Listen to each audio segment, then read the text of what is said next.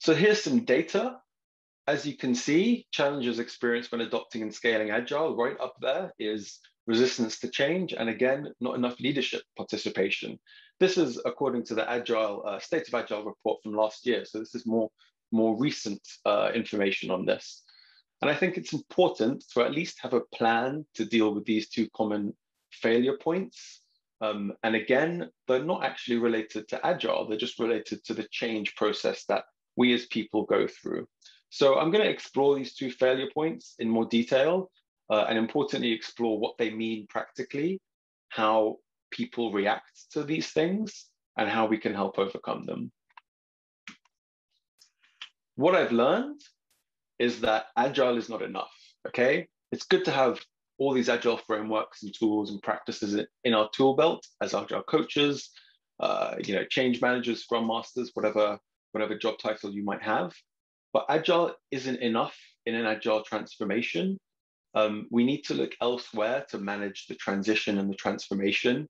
Change management specifically helps us address this, and it has incredible ideas and models that we can use to help ease the transition from an older state of working to a newer one. Because again, ultimately, transformations are about change first and foremost, not Agile. Agile is just one type of change. But what we should try, the skills we should try to hone are the skills to change and transition fluidly, not just the skills to be really good at Agile. Because again, the data suggests that the top failure points, again, aren't Agile related, they're actually change related. So that's what we're going to explore. We're not going to talk too much specifically about frameworks or anything like that. We're going to talk about the transition that people might go through during an Agile transformation. So knowing that Agile transformations might be about people first and foremost, what does it mean to people? So on the left, we've got the status quo. This is the stuff we're all very familiar with. This is the stuff that's understood really well. People feel very safe in the status quo. They understand it. They've done it before. They feel safe. It's very easy and clear, right? It's essentially the world makes sense in the status quo because everyone's familiar with it. What a transformation does, it doesn't just herald a new way of working. It heralds different feelings in people. And you might see the words on the left transform into the words on the right. So what was once familiar becomes alien. What was once well understood by people becomes very uncertain. And this can be very scary and difficult for people. And what was once really clear before becomes really fuzzy. So an analogy I like to use for this is, imagine you've got like a really high resolution picture of a lovely landscape, and you can see every bit of detail about that, and it looks great. And then imagine it's really pixelated, like super low res, and you can't really make anything out.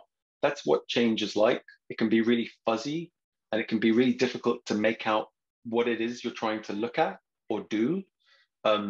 And this, this is the effect that it has on people. And it's a very serious effect because when people feel scared or uncertain, or they encounter things that they're not familiar with, it takes them a lot longer to adopt it, and they might even resist it or not want to try it out because they don't understand it. So I think a people-centric, empathetic approach is needed to understand the resistance that people go through, to understand where they're coming from and what they're feeling. And keeping this in mind and keeping the feelings in mind at every step of your transformation and working to counterbalance them is absolutely key to ensuring a successful transformation. Again, transformations are about the people, and I'm probably going to say that a lot over the next 30, 40 minutes. So keeping in mind how people feel is super important to manage a transition. So I'm going to chuck some models at you guys very shortly. And I just want to open with this quote before I do. All models are wrong, but some are useful, by the great George Box. So you've hopefully heard this quote before. And don't you just love his incredibly endearing pose? Exactly like my grandfather. I just love this picture. I had to use it as soon as I saw it.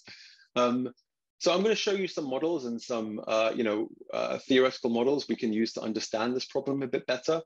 I don't think any of them are 100% accurate. I certainly don't interpret them literally. So I encourage you not to do the same. take what's useful, use it as food for thought.